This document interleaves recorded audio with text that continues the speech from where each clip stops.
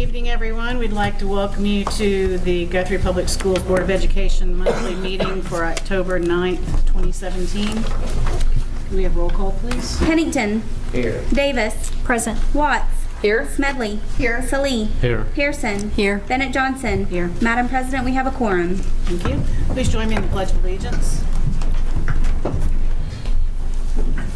Pledge allegiance to the flag of the United States of America and to the republic for which it stands, one nation, under God, indivisible, with liberty and justice for all.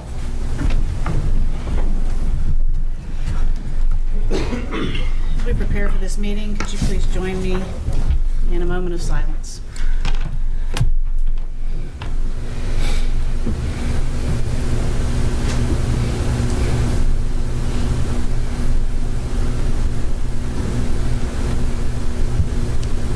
Thank you. Agenda item number 6, the presentation of Certified and Support Employee of the Month. Struggle?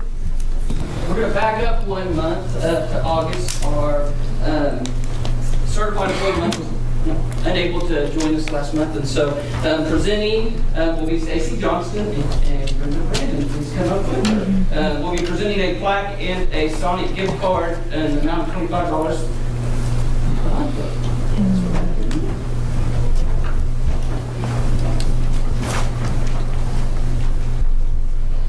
Being new to the district, I've only known Miss Brandon for a month now, well now 2 months. After working with her a week, I went home and told my husband, I work with this amazing lady. She is what teaching is all about. She gives her whole being to her students. Being a special ed teacher to 3 and 4-year-olds is physically and mentally demanding. She makes home visits to get to know the students weeks before school starts for other teachers, and is intimately involved in their lives throughout the year. Many of them are not yet toilet trained and some cannot yet walk, so she must care for their every need while they are with her. She is also known to often step in to give respite care to the families of her students, sometimes for days at a time. In the past, she's also taken in a few as her own foster children.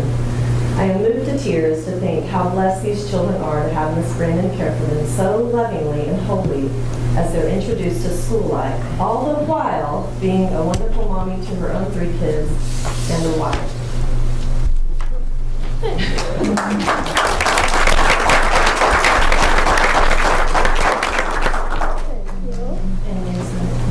And a photo.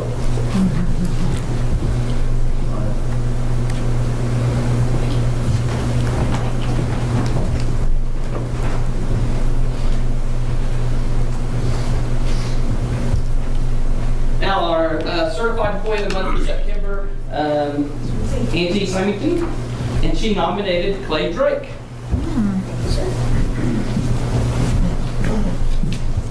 Well, first of all, it's an honor to get to present this to my now friend, not just Bill Berger or Clay Drake. I'll read what I wrote about him. I said, I think Clay Drake should be Employee of the Month for many different reasons. First of all, he really cares about all the students at GHS. And part of caring for them is holding them to high standards and not letting them make excuses. He expects his ag and FFA kids to take responsibility for their actions, and I believe his program teaches real life skills to his students. They have a deep and abiding respect for this man, and it is well deserved. Clay works all year, and he gives up much of his family time to mentor kids, take them to conferences, and to livestock shows. Clay also thought it was important enough for all the freshman students to have the Bill Cordes experience to set them in the right direction at the beginning of their high school career. He contacted me as the Link Crew Leader Advisor and said he wanted to make this happen for our freshmen. He was instrumental in making that day happen for all those kids.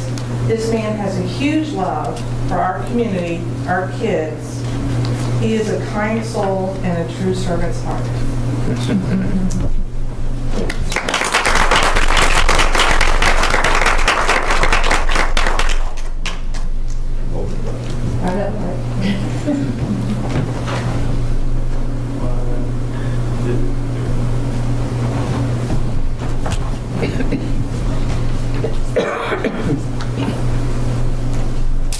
And our support Employee of the Month, Anita Fall, will you please come up? I don't keep secrets very often, especially from Jean, because we tell her everything. Yeah.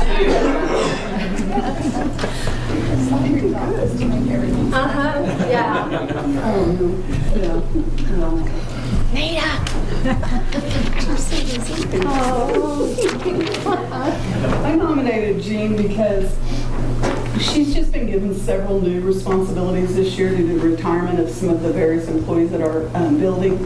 And she sometimes meets herself coming and going with everything that's been given to her, but yet she handles it always with that smile on her face. She's our go-to person. Anytime we have a question at the front desk now, even though that's not her position, she can answer all of our questions, and she's really helped us all a lot. And we just really appreciate her, and you're an asset to our building and our department. Oh,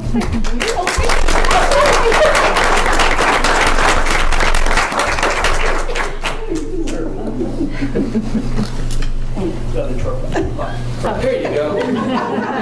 We'll do it right here. 1, 2, 3. Can we get everybody back in the store quick and take one picture? I wish I could have been a star. You go, girl. I think she was surprised.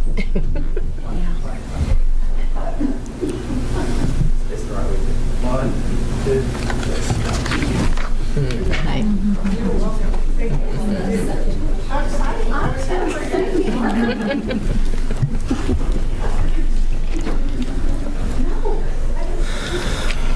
Thank you for all of your hard work. We appreciate it.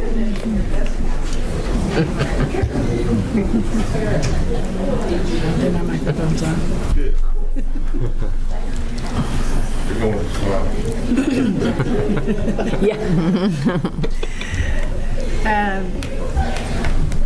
Agenda item 7, comments to the board by citizens registered to speak. We have none.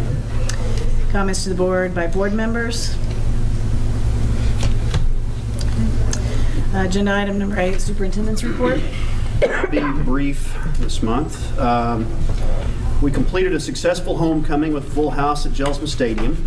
The parade route was altered somewhat due to some activity at the temple, but everything went well, and it always helps when you have a big victory for the Blue Jays as well.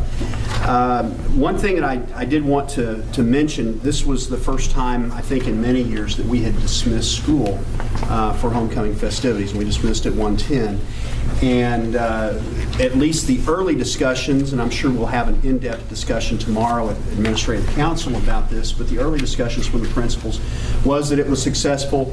I am a little bit, we still had a lot of kids that checked out early, and one of the goals that we had was to try and alleviate some of that and have the kids in school and then release them at the proper time.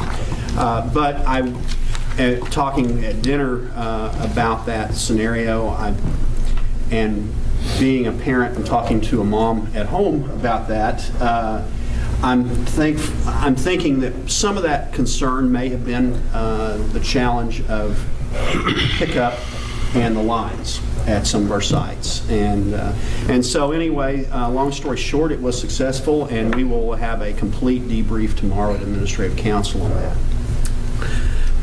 You may remember last November we received an invitation from the University of Oklahoma's K-20 Center to participate in the grant application process for a federal grant through the U.S. Department of Education. Regret to inform you that we recently received the news that the grant was not funded. They went through an extensive grading process for the submission that the folks at OU put through, and they feel like they learned from that. It was still graded very highly, and they have some strategies for potential grant with that program for next year. And this evening I assured them that we would be interested in participating again and trying to get that grant. And so I wanted to, because we just got that information 2 weeks ago, I wanted to be sure and update you in case you were kind of wondering where that was. Just a reminder, we'll have a special board meeting this Thursday to discuss with our contractor and architect progress at Charter Oak, as well as preparations for the transition to neighborhood schools. Finally, we'll begin looking at targets for a stable millage rate with our bond advisor and our architect. And those are the things that are on that agenda. The last thing, the state legislature has been in special session since September 25th, but sadly, there is nothing to report. That's my report. Agenda item number 9, we have a presentation by OG&E. We have Forrest McGee and Trey Parsons from OG&E. If you guys will come up and present to the board. Face this way? Probably face this way to the board, yeah. Well, I'm Forrest McGee, and I work for OG&E. I manage the commercial energy efficiency program, and last year Guthrie Schools made a huge investment and had all your lights changed inside and outside LEDs.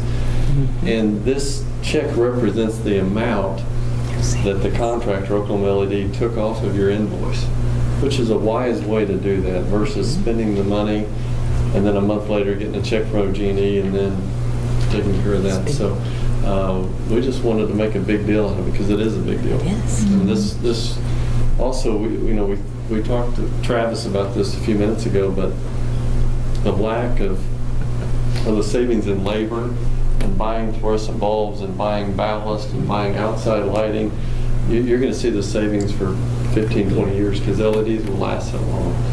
So we appreciate your partnership. We're glad we could partner with you on this huge project, and just want to say great job in doing that. We've got other plans next year to work with your facilities team, and OG&E will pay to have all your air conditioners tuned up. And so there'll be added savings for that. And then Trey's going to visit with you about another program that we just started last year with Mustang Schools, and this year we're adding a few other school districts to this program. Yeah, thanks. Yeah, so great job, guys. Look forward to working with you guys in the near future and ongoing. We had, last month, we had an Energy Master Planning workshop with Dr. Simpson and Cody and the rest of the crew, and we hashed out we went over a benchmarking report that we performed for all of the buildings within the Guthrie School District to get a dashboard of what's going on with all your resources and to set a baseline, so to speak. You guys are doing a good job at handling your resources as it is. This is a representation of that. As Forrest mentioned, we have a new program that's called Resource Management Services or Continuous Energy Improvement Services. And you guys, and we used this workshop that we had last month to kick off this new program with you guys. And basically what it is it's a low-cost energy savings measure where we work with you guys throughout the next year to year, through 2 years, and we provide you energy software that has your 15-minute interval energy data loaded into it, as well as our engineering support and our analyst support and our consultant support. I'm super excited to work with you guys. And what we do is we try to tie in the classroom level with the admin level energy saving measures that you're doing.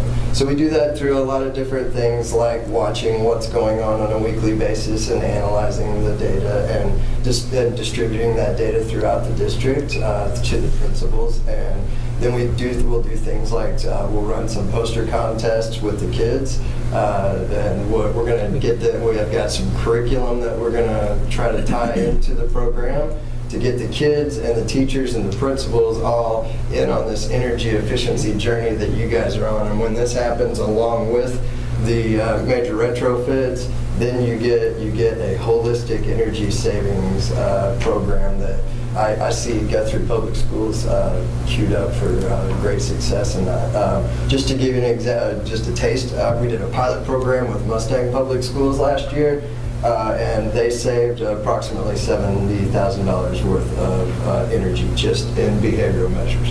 No cost to them whatsoever, just changing some protocols and trading some information and doing some walkthroughs and things like that. I like that. So we look forward to doing that with you guys, and thank you for the opportunity. Thank you. Thank you. Thank you.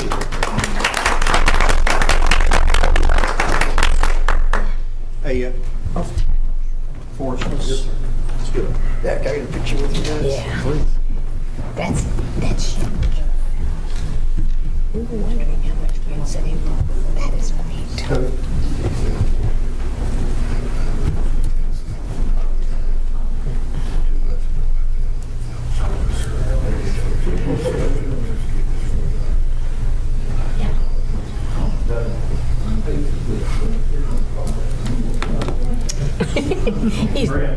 You can run, but you can't hide.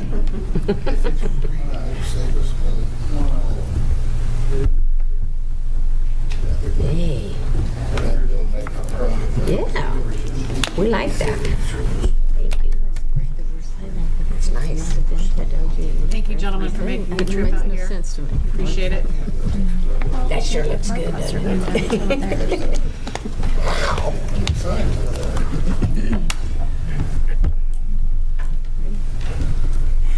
Agenda item number 10, a presentation by Mr. Doug Ogle and Ms. Carmen Walters for the Giving Oklahoma Students Competitive Edge Guidance for Educators, provided by the Oklahoma State Department of Education for upcoming assessment data for 2016-2017.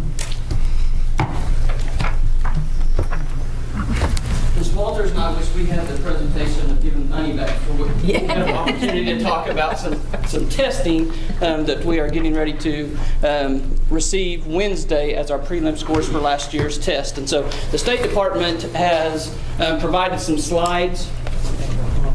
And so we have narrowed that down to 12 slides just to let the board know and the community about the assessment and what's changing and what those will look like. And so Carmen and I are going to take a few slides each and kind of talk about what's going on, and then we have a short video that was put out this afternoon. So what's changing in the workforce? This was one thing that the State Department did a study on, and it shows the 2015 jobs. As you can see, 46% high school and less, associates 30%, 16% for bachelors, and a graduate at 8%. They're predicting in 2025 that's going to change.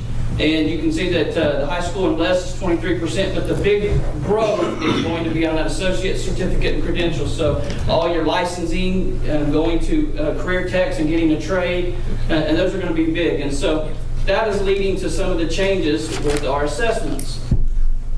So what the State Department did, they had a task force, and the task force looked at several different things. And this were the recommendations. They wanted to make a national college and career readiness assessment for high school, which is the ACT or the SAT. And if you remember last month, we reported on the ACT. Every junior is now provided a chance one time to take the ACT free of charge. Score, interpretation purpose, provide a measure of performance in grades 3 through 8 that indicates being on track for college and career readiness. And then they're reporting in state comparability. Before we were just comparing everything to the state, and now they want to increase that rigor and be more aligned to what's going on nationally. And so the NAEP is the National Assessment of Educational Progress. So the guiding question, how can we understand Oklahoma's new performance and expectations through the lens of depth of knowledge?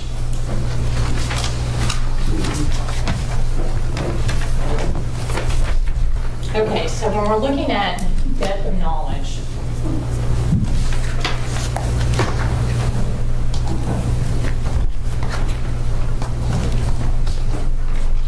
this is not the level I was going to.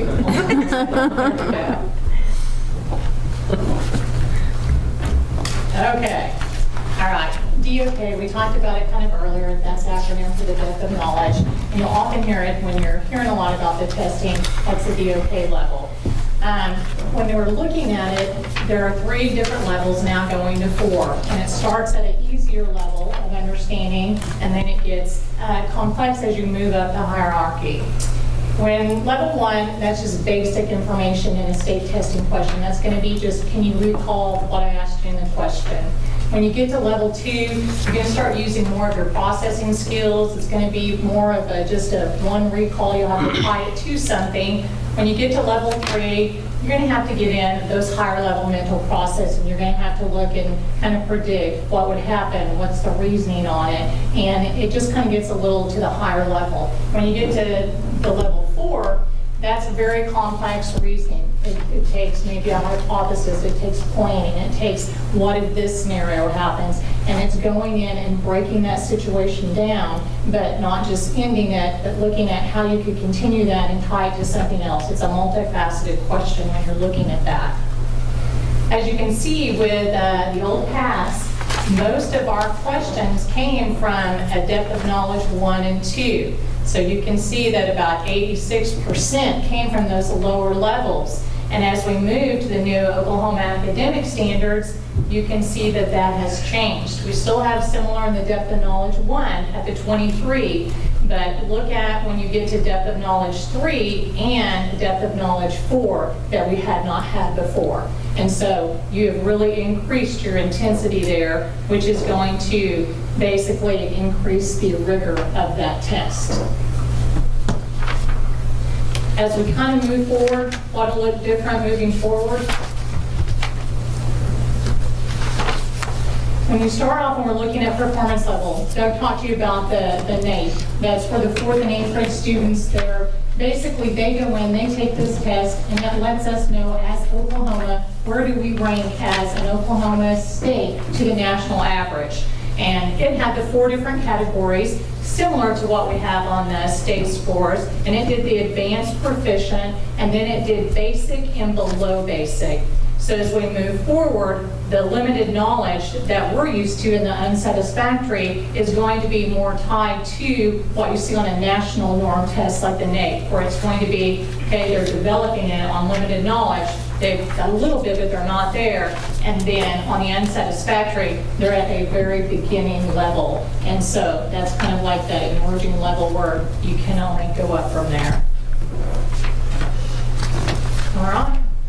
So really the reason the state wanted us to present this to the board and the community is the next slide that you're seeing here is from 2015. From our 4th grade reading, you can look at 70%. If we had to compare that to the NAEP, our scores would have been 33%. And so the states are wanting everybody to get prepared because these scores are going to drop because now it's going to be based off a national average. And so the 4th grade math was 72%. With the NAEP, it was 37%. 8th grade reading was 75%. It dropped to 29% if you were using the NAEP in the 8th grade math, from a 53 to a 23. We'll say that it was about 2.5 weeks ago, State Superintendent Joy Hoffmeister sent all teachers an email giving them an idea that this was coming, and so they've already started getting that information out, but they wanted the community to realize that it is going to be different. It's not comparing the same thing. And so what can we compare? There's no comparison to prior years. The new standards, Carmen went over the DOK levels of 3 and 4 that have really increased the rigor of the test, and the new assessments with the different scale score and a different performance level. So this year's a total reset. Still, what's going to be tested is going to be math and ELA 3rd through 8th, science in 5th, 8th, and junior year, and then the junior year, that ACT is what the district has chosen to give. And so that is our presentation. We have a quick, I want to say a video that Joy came out with that will go over some of this, but we thought it was more important to talk about it first so everybody can understand where she's coming from in this video. So let me get the video started real quick.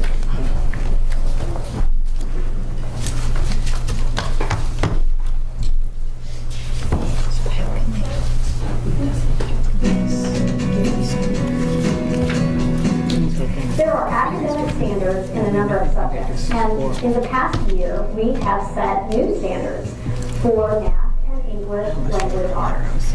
These are guides for each grade level, and they underscore what is important for each of our students to know in that subject for their grade level. After new standards are developed and then they are taught, then they're assessed. And once that process is finished, then cut scores are set.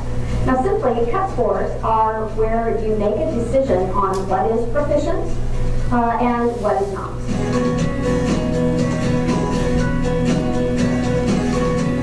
We were not keeping up with what was expected nationally. Our students were not getting the education that other students in other states were getting. And our students are just as capable as them. We know that in the past, when our children have taken the national assessments for readiness on college or career tech industry certification, our state has shown a significant gap in what is considered ready. So if our bar for Oklahoma is here, then in the national bar is set here, we have a huge gap to fix. That really sets our students behind because by the time they go to college, they have to start in remedial courses instead of being able to start on level and just start right into those college courses. So therefore, we're spending more money to fix and close those gaps when they get to college versus closing those gaps right now. With these changes to our test results, we are now defining proficient as the way others in other states and the rest of the nation defines proficient. What families need to expect is that scores are going to go down, and it's going to be a jolt. It's going to surprise people. Your student is just as amazing as they've always been. Your student is just as capable as they've always been. It's just with anything new, there's growing pains. As we try to grow, we're trying to find skilled workers, and they're becoming more scarce all the time. Having these standards will definitely help, but it's going to take all of us. It's going to, we can't say, oh, the teachers aren't doing their job, and it's going to be the teacher's responsibility. This is a community effort, and we've got to have the business community and parents supporting these young adults to be successful. I liken it to playing basketball in the dark. You can be a great basketball player. You could be Russell Westbrook. When you're shooting baskets in the dark, you're going to miss sometimes. Oklahoma teachers are hard-working and committed professionals, and we've been asking them to shoot baskets in the dark in the past. So now we're turning those lights on, and we know that our teachers are going to take that same effort and aim with the lights on so that kids can hit that goal every time. It's a total reset. And those parents who may have had a student that was advanced and maybe they dropped out to proficient, well, you have to also understand that we are now being assessed and we're now going up to the national standards. We're going to ask the parents just to support us in what we're doing here, that to know that we're doing what's best for your student, and that success means everything to us just the same as it does to you. These are big changes, and it won't happen overnight. It's going to take an investment, and it's going to take all of us working together, cheering on our students. We can do it. We will do it. Our kids are counting on us.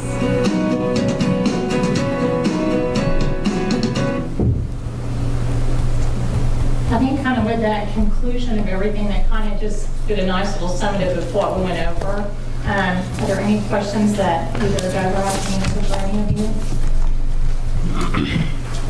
So does this mean our test scores, I mean, that's going to be affected? So you're preparing us to...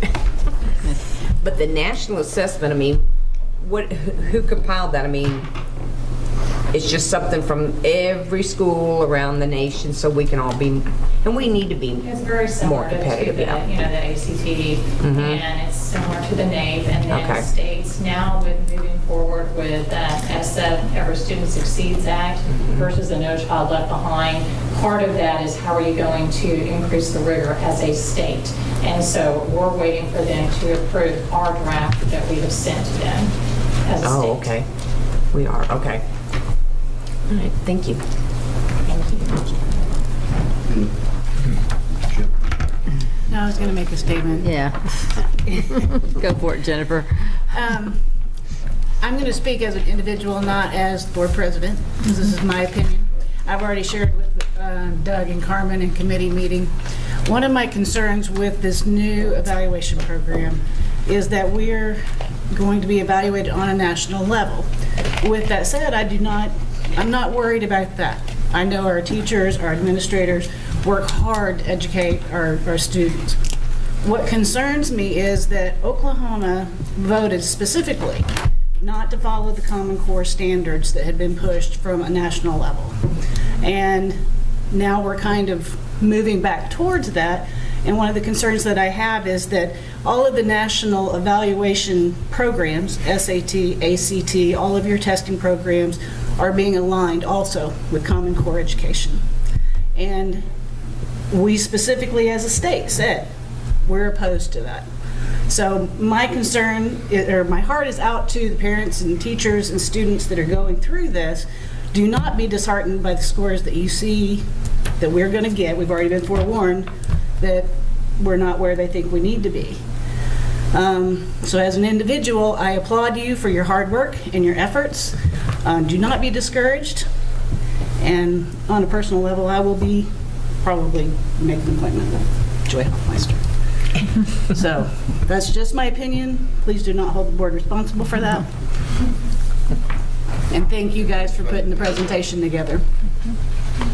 I'm sorry? I'm just glad you said it.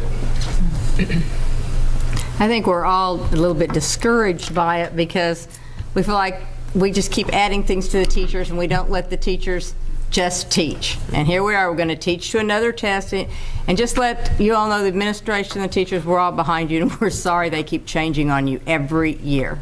That's like an unfunded mandate by another, say, the Department of Education director, me. Put more on their backs, don't pay them any money, can't even decide what taxes. Bunch of people. Well, my personal opinion is that we're not getting that well-rounded education. It is, I know that everybody says we're not teaching to the test. You're doing a great job. This is no reflection on you. I am sorry. I'm very passionate about this. I am not a proponent. I'm sorry. Anybody else? You're not alone. I'll shut up now. Well said, Jennifer. Yes. With the I'll shut up now part. Okay. Agenda item 11, consent agenda. Madam President, I ask that we pull agenda item A.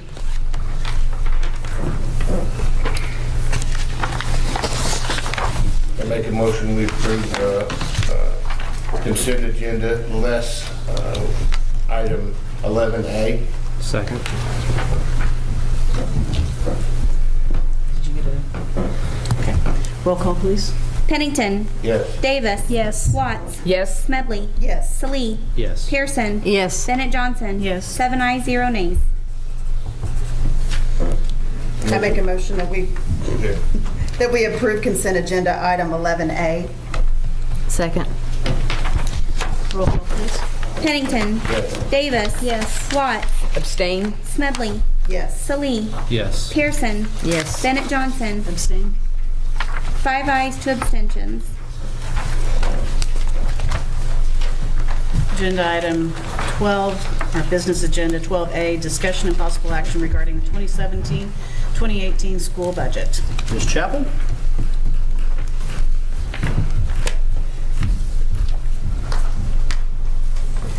Madam Board President, board members, Dr. Simpson and parent body, I present to you the 2017-18 board adopted operating budget. I would like to start with the budget overview. The budget is a year-round process beginning with continuous fund balance projections and staffing commitments as required by legislated for June 1st of each year. The budget challenge for us is forecasting salaries prior to the new fiscal year of July 1 without knowing our revenue allocations, and because of that, we rely on our budget that is structured around the estimate of needs presented by our auditors, Putnam and Company, and approved by the Logan County Excise Board. And with that, their 2017-18 estimate of needs is as follows. In the general fund, they are estimating that we should operate with $22.6 million, and that is an increase of $516,000 from last year to this year. Our building fund, $1.28 million. which is up from 1.1 million last year, which is an increase of $128,000. Child nutrition, 1.6 million, an increase of $66,000. School age care fund will remain the same at $75,000. And our sinking fund, our millage rate, has decreased to 12.47 from 14.93. If you're asking why our millage rate has dropped, our net assessed value of our property grew quicker than our finance advisors thought. We thought it would grow at 4.5%, and it actually took off and grew at 6%.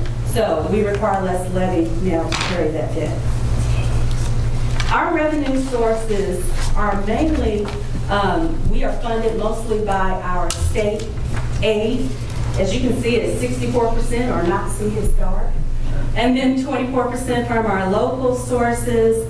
Federal sources come in at 8%, and county sources 4%. So that's just an overview of our revenue sources. So now I'd like to talk about our fund classifications for 2017-18. In our general fund, we are estimating that our total expenses will be $20,842,000, with instruction being the largest expense, obviously at $11.4 million. And followed behind that is our operation and maintenance of plant at 1.8. If you're looking here at the bottom, you see from 2016-17 to 2017-18, we're just increasing those estimates for expenses by $48,599. The same with the building fund, $563,606, which is an increase of $66,000 from last year. Child nutrition has decreased by $55,000. The sinking fund, the auditors have estimated 1.9 for our debt service on the sinking fund from $2 million last year. Our gifts and endowment fund was $10,215,000 last year, as you see here, and that has decreased by $8,000 as we gave out scholarships last year. Our insurance casualty fund will remain the same at $62,363, and our bond fund proceeds for our last bond sale of $3.2 million, we did receive $64,000 in bond proceeds, so we have accounted for that revenue. So if we talk about the budget guidelines by fund, our general fund. The general fund by policy is to carry a 12% fund balance. And as of June 30th, 2017, our fund balance held a 15% balance at $2.4 million, which was an increase of $368,000 from June 30th of 2016. Our initial state aid revenue for this fiscal year is $632,341 more than we actually collected in 2016-17, so we're off to a good start. However, as Dr. Simpson says, those are only numbers on the paper, so we'll keep that in mind.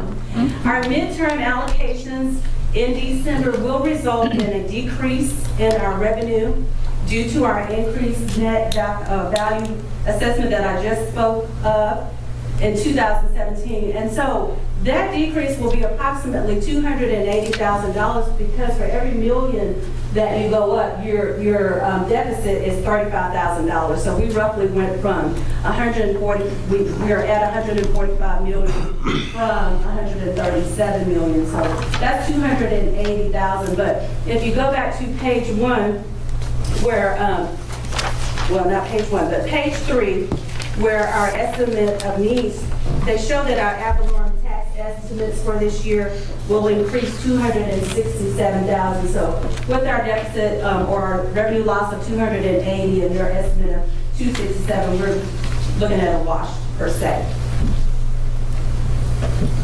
In our building fund, the building fund, as we all know, is an expense fund for repairs throughout the district.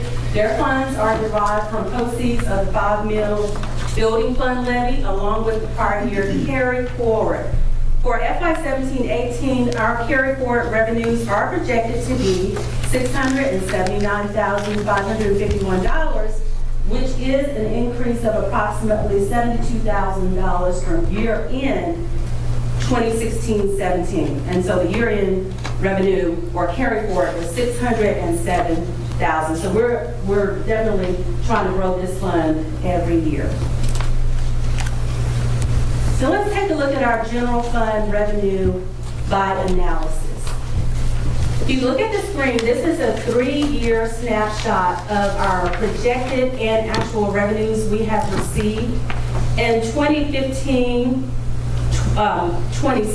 you can see that for our local revenue sources, we actually did receive 4.9 million, and we estimated we projected 4.8. So we did receive an increase of revenue of 107,000. And then we got to 2016-17, we projected 5,034,000. And our actual was $5,037,000, which is a difference of $3,000, $3,332. So for 2017, we're gonna remain flat there and estimate that our revenues will be $5,032,000. Our intermediate sources, which is our county for mill and our mortgage tax revenues, for 2016-17, it was projected to receive $875,000. We received $897,000. So we're going to remain flat there as well, estimating revenues of $875,000. Now, our state revenues, once again, is 64% of our income. And so what we're closely looking at is our gross production tax. Last year was projected that we would receive $875,000. As you see, gross production tax was not as productive as we thought it would be. So we received $556,000, which was a deficit of $318,000. However, we have seen the trend this year with gross production increasing, and so we are optimistic that we will receive $700,000 in gross production tax. Our motor vehicle collection remains static at 1.3 million, and we're going to leave that the same. These two are kind of heavy hitters for our state sources, as well as our foundation and salary incentive aid. And so we have received our initial foundation and salary incentive. It was 8.3 million. However, if you see here, we are going to go ahead and account for that deficit we're going to receive in December that we know of 280,000. So we're just estimating 8 million here instead of the 8.3 that we know we have been allocated. And so last year it was 7.9 million projected. The actual was 7.7. So just a little shy at 261,000. Our next page, we continue on with our state sources. And as you see, we're just getting down to the bottom line. Our total for 2016 projected was 13.1 million. 12.5 was received. Again, we were $500,000 short, and we know that that was due to gross production tax. So we are estimating 12.9 million for the 2017-18 year. In federal sources, which makes up 8% of our revenues. In 2016-17, we projected 1.5 million. We actually received more than our projection at 1.6. And so we're going to still be really conservative with that, and we've taken that back down to 1.53 as was projected in 2016-17. And finally, state sources continue. Fund transfers, that's normally 220,000. We're leaving that at 220. We came in at 221,000, but that is our transfers back in from child nutrition and the activity fund. You know, we give them a loan in the beginning of 120,000. So we're leaving that at 220,000. Our cash fund balance as of June 2016-17, again, as I mentioned, was $2,446,343. And that was 2016. In 2017, we ended our year with 2.4 million. So if you look at our projected revenues overall for 2016-17, it was $22,839,245, and we are projecting $22,988,758. That is only an increase of $150,000 from last year to this year that we are estimating. We're keeping that very conservative. And so with that and our expenses, we're pretty accurate. We project on our expenses. That will leave a fund balance of 2.146 for the end of this fiscal year 2017-2018. Now, our revenue sources by category. We just spoke of this. We just saw this on the slides prior to this, but this is just a pictorial graph of how it looks. So in 2015-16, as you can see, all of our funding sources in green, county sources, federal sources, local, and state, they have all remained flat over the last 3 years. The only revenue source that has fluctuated, again, is our state aid. In 2015, we were closer to 13 million. We dipped down a little last year in 2016. However, as I just stated, we're going to project state aid to increase 8 million this year.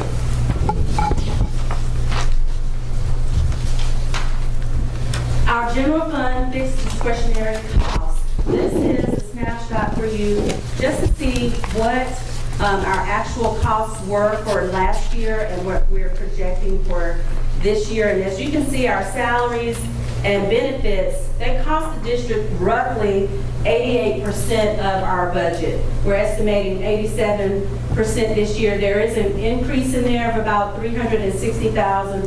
Of course, that includes our step that we received this year. In our utilities and telephone, we're going from $528,000 to $620. That's roughly a $90,000 increase, and that's because we have to pick up our costs back for our water expenses that we had assistance with last year from the county, city. And then finally,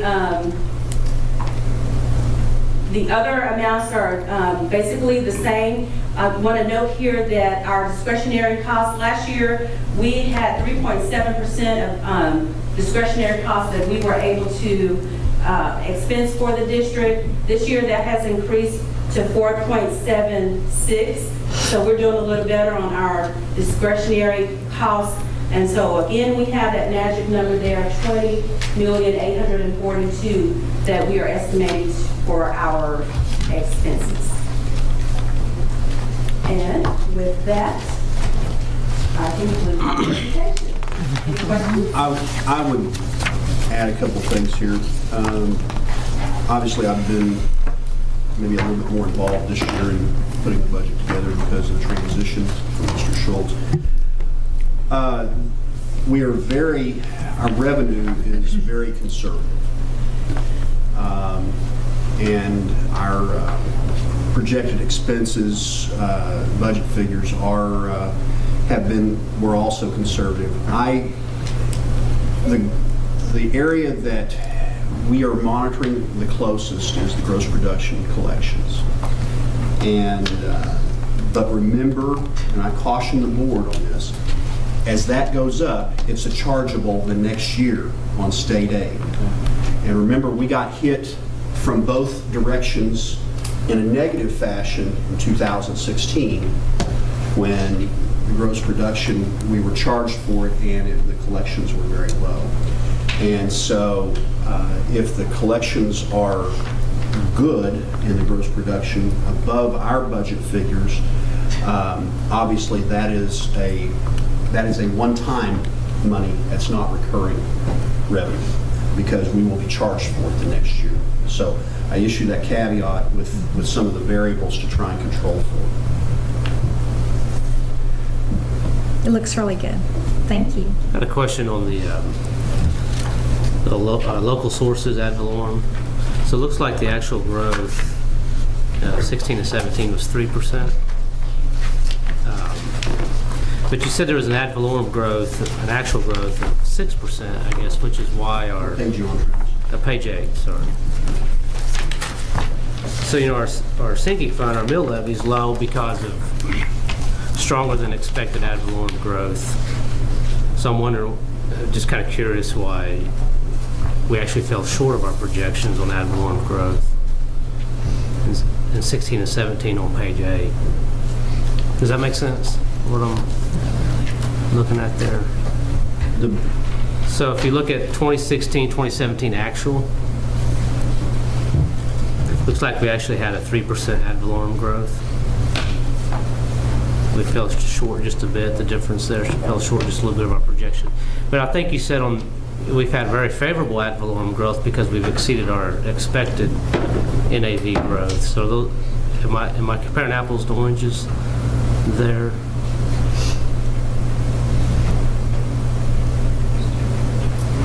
This is our ad valorem, you're referring to the 4.69. Yes. In the prior year, 129. Those were our revenue actual collections. Okay.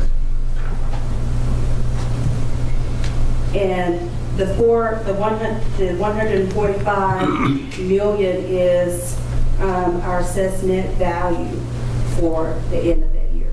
So you kind of are comparing. Okay. Apples and oranges. Okay, that's fine. That's what I wanted to know, because I guess I'd expected more ad valorem growth there in the revenue analysis than what I'm seeing, based on what appeared to be very favorable net assessed evaluations that exceeded our expectations as far as our sinking fund. One of those new houses down there, first year to get bought. Well, I think it's worthwhile noting. Yeah, it's true.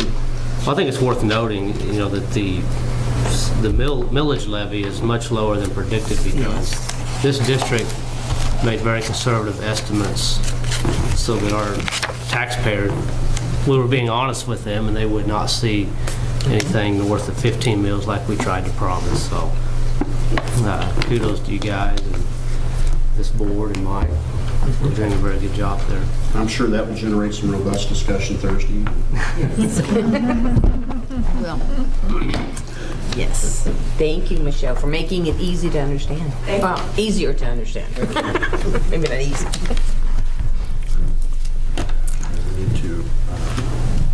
We need to approve this.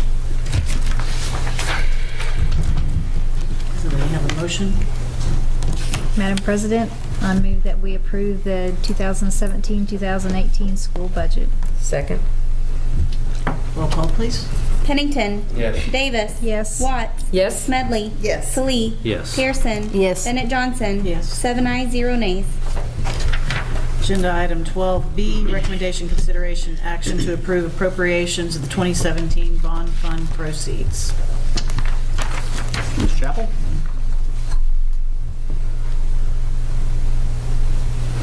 Again, as I stated, we sold our last bond, Series 2017, 3.2 million, and we have received a bond proceed of $64,000, and so we are asking that that bond issue, those appropriations be approved. Anyone have any questions? To make a motion, we approve the appropriations of the 2017 bond fund proceeds. Second. Roll call, please. Pennington. Yes. Davis. Yes. Watts. Yes. Smedley. Yes. Salee. Yes. Pearson. Yes. Bennett Johnson. Yes. 7 ayes, 0 nays. Agenda item 12C, recommendation, consideration, action upon Guthrie Junior High Health Fair for 7th grade students, October 19th and 24th, 2017. This is an item that we've done for a number of years at the junior high, and if you have any questions, Mr. Ogle can answer.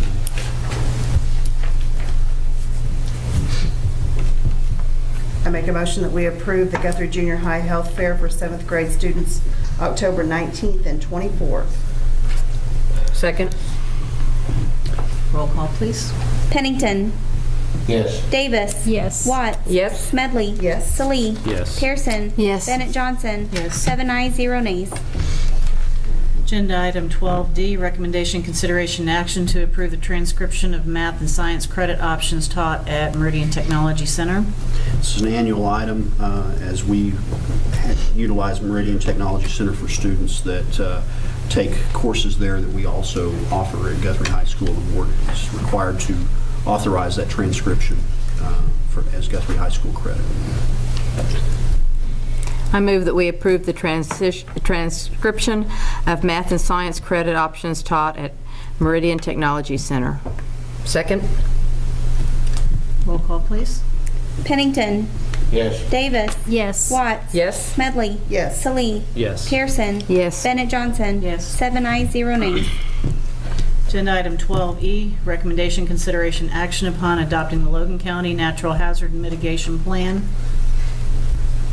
This is an item that is every 5-year item that that the board is asked to approve. Cody Thompson's represented our district in the meetings, and it is an item that allows in times of emergency federal and state officials to utilize our facilities and makes us eligible for reimbursement of using those facilities as well. Examples are floods, fires, terrorist acts, things of that nature. If you are really interested in this, there is in your email where you got the board packet, there's also a 128-page document that details the entire plan, but what you have in your packet is the essentials from the state and from David Ball with Logan County on Director of Emergency Management. Those are on pages 111 through 123. And Cody can answer any questions you might have about this, or at least try. Have we ever used this before? Yes.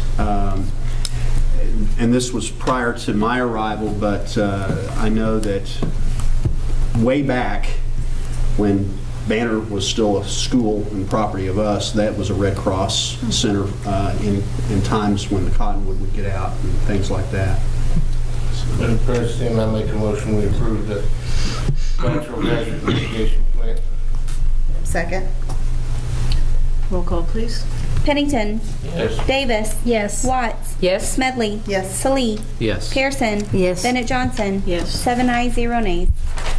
Agenda item 12F, recommendation, consideration, and action upon agreement with American Fidelity Assurance Company for Section 403B Plan, Administrative Services. This is required when we make a change to our 403B offerings to employees. And we have not made a change in a number of years, but we are recommending a change this year. And Ms. Chappell can offer answers to any questions you might have. This is on pages 124 to 146 in your packet. Recommend approval. This is the retirement program? Yes. I make a motion that we approve the agreement with American Fidelity Assurance Company for Section 403B Plans Administrative Services. Second. Roll call, please. Pennington. Yes. Davis. Yes. Watts. Yes. Smedley. Yes. Salee. Yes. Pearson. Yes. Bennett Johnson. Yes. 7 ayes, 0 nays. Agenda item 13, proposed executive session for the purpose of discussing employment of personnel, FMLA request, resignation and separation from employment, and transfer of position request, all as set out in the personnel reports, discussion of extra duty assignments for 2017-2018, disclosure of which information would violate the confidentiality requirements of the state and/or federal law pursuant to 25 Oklahoma Statute, Section 307B, 1 and 7. I make a motion we go into executive session. Second. Roll call, please. Pennington. Yes. Davis. Yes. Watts. Yes. Smedley. Yes. Salee. Yes. Pearson. Yes. Bennett Johnson. Yes. 7 ayes, 0 nays. Agenda item 13B, acknowledge the board's return to open session. Only the items in agenda item 13 were discussed in executive session. No votes were taken. This shall constitute the executive minutes. Agenda item 14, vote on action set out in personnel reports. I move we approve the action set out on the personnel reports. Second. Roll call, please. Pennington. Yes. Davis. Yes. Watts. Yes. Smedley. Yes. Salee. Yes. Pearson. Yes. Bennett Johnson. Yes. 7 ayes, 0 nays. Agenda item 15, action upon recommendation of extra duty assignments as listed for 2017-2018. I make a motion, we approve the recommendation of extra duty assignments as listed for 2017-2018. Second. Roll call, please. Pennington. Yes. Davis. Yes. Watts. Yes. Smedley. Yes. Salee. Yes. Pearson. Yes. Bennett Johnson. Yes. 7 ayes, 0 nays. Agenda item 16, recommendation, consideration, action upon to accept any resignations offered since the posting of the agenda. We have none. Agenda 17, discussion and possible action of new business or not known about or could not have been reasonably foreseen at the time of the agenda posting. We have none. Agenda item 18. Madam President, I make a motion we adjourn. Second. Roll call, please. Pennington. Yes. Davis. Yes. Watts. Yes. Smedley. Yes. Salee. Yes. Pearson. Yes. Bennett Johnson. Yes. 7 ayes, 0 nays.